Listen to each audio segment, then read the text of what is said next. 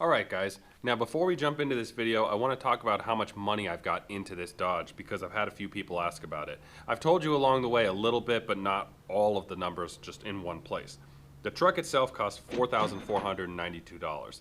Now that was from Copart. It was only like $3,500 auction price, but there were a bunch of fees. It needed 2 batteries, $187 for those, 6 new injectors, $2,300 for those. Those came with all the tubes and everything. A new starter, that was $147. A new fuel filtration system. So this is the fuel filter, the water separator, and then both adapters because I modified it. That was $162. A new in-tank fuel pump, that was $132. I needed new tools. It was $170 for the 6 injector caps and the compression tester adapter. A new common rail plug for $25 and a cam positioning sensor for $38.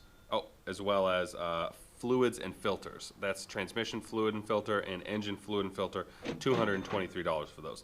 For a grand total, so far, $7,876. Not bad for a truck that, as long as everything's perfect on it, is worth somewhere between $14,000 and $17,000 locally with the salvage title. Alright guys, let me catch you up to speed on the old Dodge here. In the last episode you saw me driving it around and it was doing great. Now, when I got it up to operating temperature, after probably about 6-mile journey, right as I was about to pull in, the transmission started to slip. Just a very little bit, and it was in second gear, and it was just enough to let the RPMs creep up. I did eventually catch, I just had to give it a little bit more accelerator, and then it was good to go. Now, it shifted. Once it was hot, it shifted a couple times at not what I would have expected the normal time. You know how you kind of anticipate the shifts? It was either a little early or a little late, so there's clearly something going on inside that transmission. I've talked to a couple guys that know these transmissions pretty well, and they say they're not great. They're not designed for the power that they produce, even in stock form, and it is the weak link on the whole system, which is kind of what I'm expecting. So let me show you what I'm going to do. Now, I talked about changing the fluid anyways, just because it was looking a little bit weird. I've got 8 quarts of ATF plus 4. I am going to put a quart of the Lucas transmission fluid in there. I've got it up on the lift here, and I'm going to pull that pan and start that draining right now. I am going to take a sample of it and send that out to Blackstone. I've never actually sent in an automatic transmission fluid sample, but I've always kind of wanted to see what they look like, and this is a perfect test case for it, so I'll do that now. All right, guys, the audio in this clip is a little messed up, but I wanted to show you what that fluid is looking like. I had initially thought I'd just drain it, fill it up with new fluid, but it is strange looking. It doesn't look like transmission fluid with a little bit of water in it. It looks like oil with a little bit of water in it before it starts to separate back. So I don't really know what's going on inside there yet. I'm just going to have to pull the transmission pan and see what's up. All right, here's the inside of the pan. It doesn't look too bad. It's not great, but I've seen a lot worse. You see how much metal ended up on the magnet here? I'd say that's probably just about right for anywhere between 100 and 130, 140,000 miles. And that's where we're at.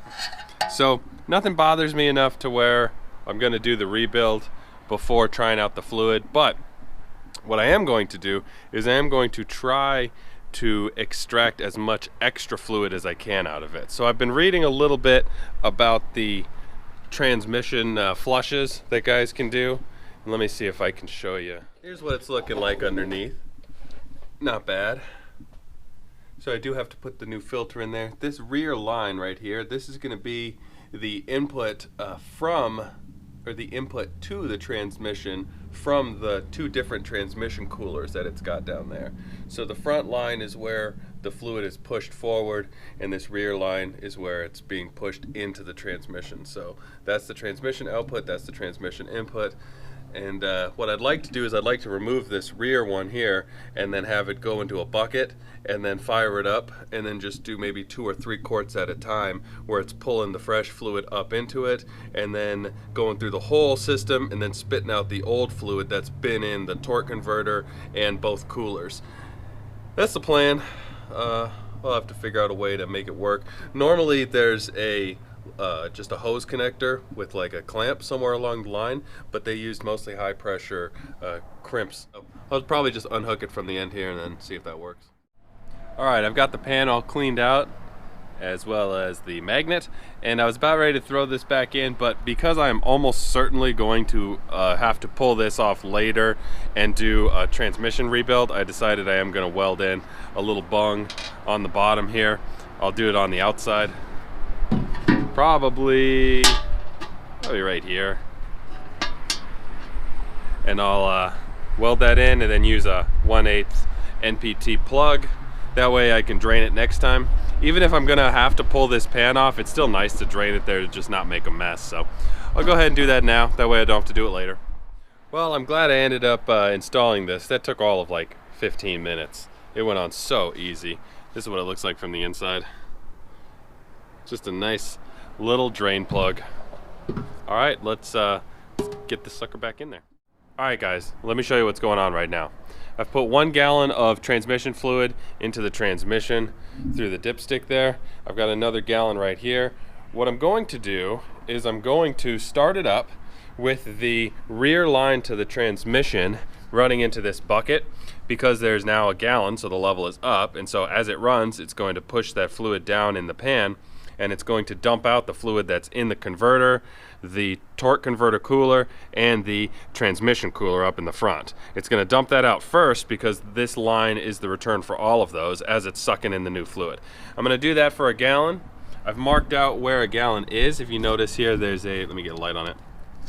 I've got a mark on this stick here. I poured a gallon of the old fluid up to the stick level so I'd know where it's at, marked it out. So I'll do that 1 gallon at a time. I've only got 1 more gallon here, so I'm gonna have to go to the store and pick up 2 more. But that'll get me 4 gallons, 16 quarts, basically the entire system. And that's the best way that I've read to get all of the fluid out. Now, let me show you what it's looking like underneath here.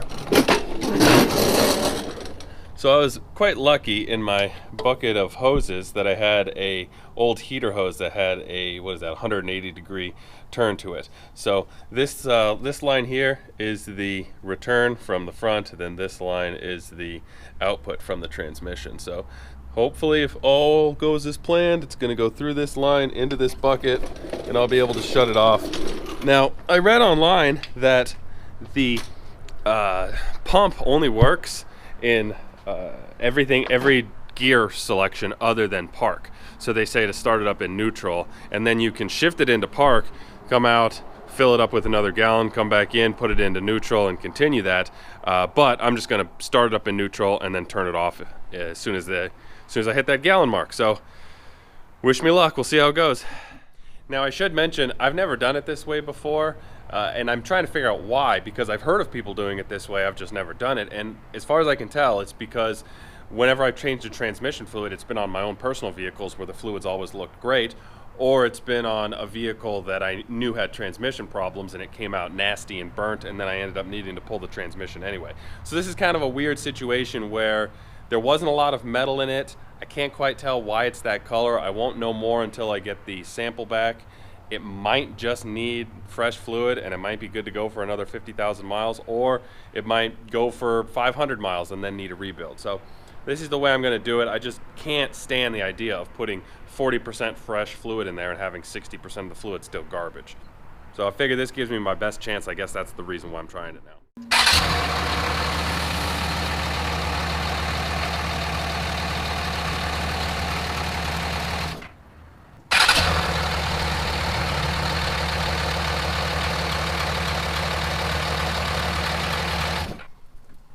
Alright, I've got the camera set up with a light so you guys can see a little bit better, because I really want to see when I finally get some clear fluid out of here. Now, I've got about 1.5 gallons in the bottom, so what I'm doing is I'm putting my measuring stick right up against it, and then I'll clamp it down here. That way I can still see that mark when I'm at 1 gallon, and then I can move it up again for the next one. So I think I've got about 1.5 gallons left to go, so let's fire it up.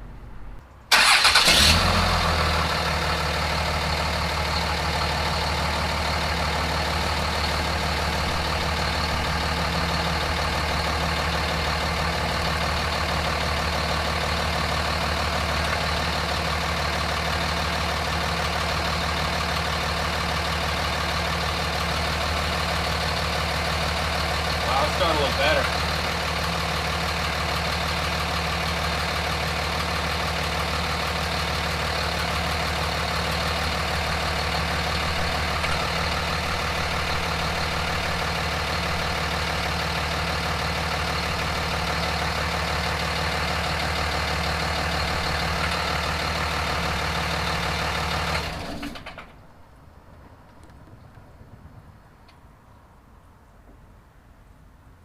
That's looking good. That fluid that's coming out of here now is looking really clean. I think that's good enough for me. I'll go ahead and put it back together. All right, I have got to find out what this sucker weighs, because this was probably the heaviest thing that's been on that trailer and that I've pulled with that truck. So I've got my scale set up and I'll weigh right now. Let's see. All right, driver's side front, 2,300 pounds exactly. All right, passenger front, 22, 26.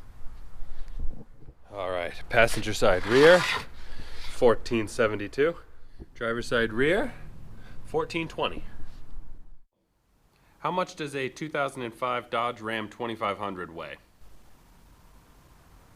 Here's a summary from the RV forum. Dodge says the curb weight of the gas 2500 quad cab is around 5,600 pounds.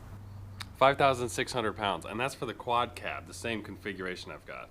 It says that the diesel is 6,500, so they're not, you know, they're closer with the diesel, but they're off by 900 pounds. It was 7,418 pounds.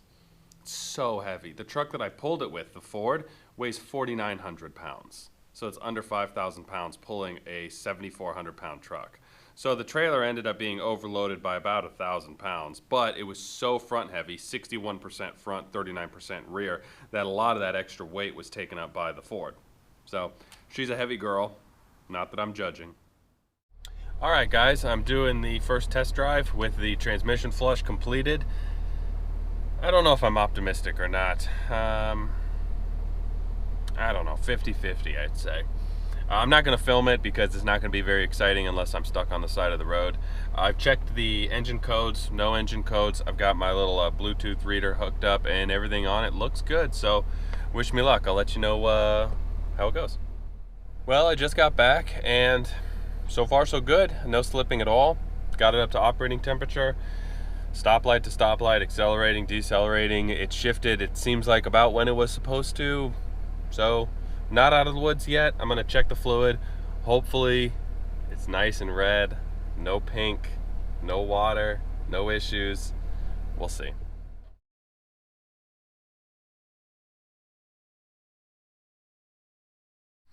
Alright guys, so this is the transmission fluid. She's been sitting for, I don't know, a few days.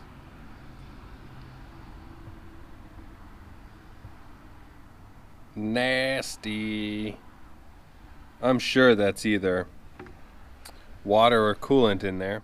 I'm waiting on the Blackstone Labs to get back with me on the report to know if this is water or if this is coolant, so that I know what I need to replace on the truck, also to know how much is in there. I was thinking about running my own little experiment. What I'm going to do is I'm going to take a sample, I'm going to fill up this cup, and then I've got my crock pot over here that I used for different misadventures, and I'm going to fill it up with the transmission fluid, let it be warm for a while, and see if there's a big change in what the fluid looks like overall, because I'm expecting to be able to evaporate the water out of it. So that's the idea. I'll fill up 2 of these. One of them I'll put through the crock pot for a while, heat it up, see if I can get the water out of it. The other one I won't do anything with, just for comparison.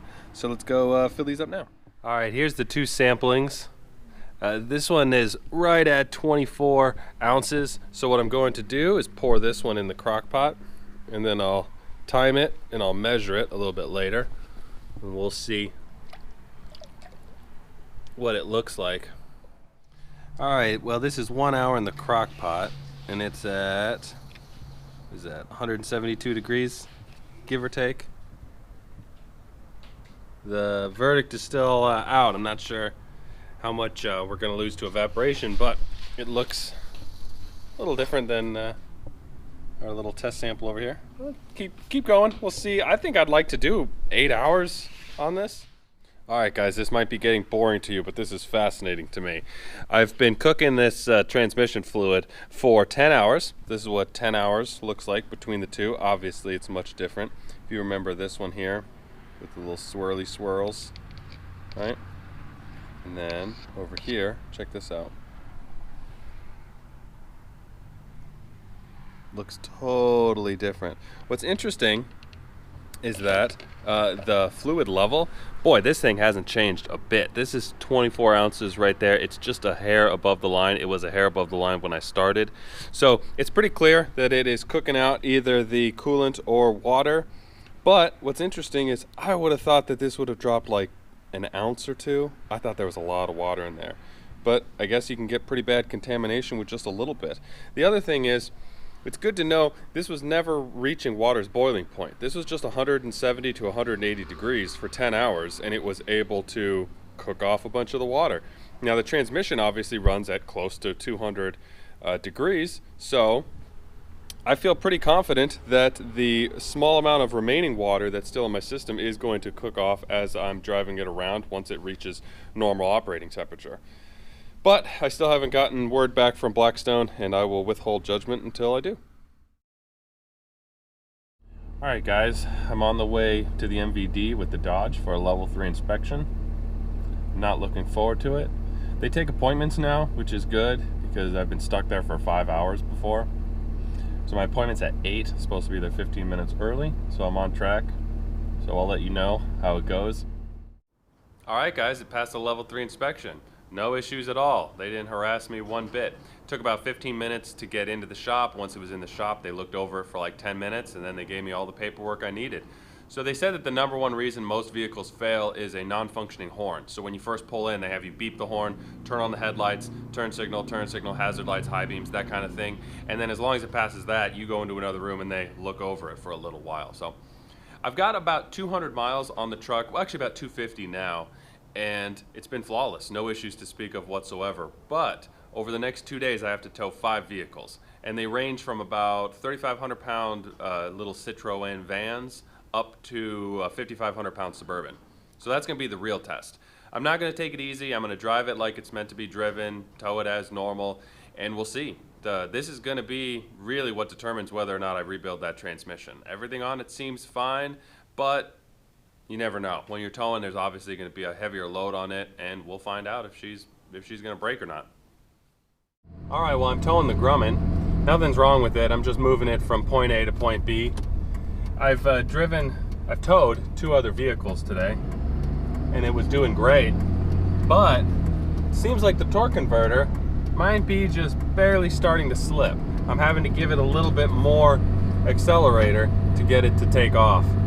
It doesn't seem like it's slipping once it's in gear, and it does seem like it's locking up okay once the RPMs are maybe above 2 to 2,300 RPM. So the verdict's still out on this transmission. Sorry for the shaking. It's a diesel, but still moving, still towing. So good grief, this thing shakes a lot. All right, well, that's it for now. I'll let you guys know if there's any other issues, but she's still moving, but I do think probably gonna have to rebuild this transmission sooner or later. Well, it turns out sooner or later is sooner, as in right now. So that transmission is going to need to be rebuilt. I was actually stranded on the side of the road maybe 15 minutes after I filmed that. Well, probably closer to 30 minutes. I ended up towing 4 out of the 5 vehicles that I needed to tow on the last one for that day, the Grumman, that silver one. It was fine most of the way home. I had to go about 30 miles, and I was 2 minutes from home, and it was slipping. It was slipping real bad, stoplight to stoplight. It was taking more and more accelerator to get going. And oddly enough, my wife was right behind me. She was on her way home from another place. And the last light before my house is a slight uphill, maybe 2-3 degrees, nothing big. And as soon as I saw that red light and I knew I had to stop, I knew it was going to be tough to get it going again. And I gave it some accelerator, got the RPMs up to 2,000, and it just wouldn't move at all. So I ended up turning it off, letting it sit there for a little bit. I've got USAA for insurance, and they're awesome with their roadside assistance. So I pull out the app, get it all ordered up, and then I'm like, let me see what it'll do. So I started up, gave it some gas, and RPMs crept up to about 2,000. She just barely started to roll and gimped it home. And then I saw on the street there was a nice little trail of transmission fluid. So I crawled underneath her and looked at it. It looked like it was coming from the torque converter housing, so the front housing of the transmission, and it was spewing out of there. I thought it was the front oil pump seal, but the fluid wasn't that low. And then I pulled it into the yard and took a look at it again, and transmission fluid level was low but not terrible, so it wasn't spewing that much fluid. So it could be because when it gets really hot, it was leaking out of like the vent or something like that, or maybe it just was only leaking when it was really hot. But either way, this transmission's going to need a rebuild. Right now I'm leaning towards doing the Suncoast Stage 1 with the new billet converter. I've never rebuilt a 48 RE. I've actually never even removed a Dodge transmission before. I've got very limited knowledge on Dodges all the way around. I Googled around a little bit. It doesn't look terribly complicated, but you do need some special tools. So I'm gonna go talk to a transmission shop down the street and see what they would charge if I just pull the transmission out, kind of weigh my options. But since it needs to be rebuilt and since the transmission's the weak leak, I'm definitely gonna upgrade it. And then when I'm done, I'm going to have an upgraded transmission. I'm going to have an engine that the compression's already been tested and all of the fuel parameters have been tested as far as the low pressure pump that's been replaced, the high pressure pump's been tested good, and the injectors have been replaced along with a new fuel filtration system. So this truck should be good to go for 200 to 250,000 miles once I finish with the transmission, so long as I change my fluids on time. That really should be it. So that's what I'm going to do. Wish this didn't happen, but I'm glad it happened now, because now I have a chance to fully go through this transmission, which I knew was the weak link. And if it behaved perfectly, I would always be worrying. Every drive, I would just be worrying. And if I had to run up to Colorado or run up to Las Vegas for a quick little tow, that would have been really frustrating, knowing that there were potential transmission issues. So I'll get it fixed. We'll be good to go, and you guys will probably see whatever I do with the transmission in the next video. So thanks a lot for watching. Catch you guys next week.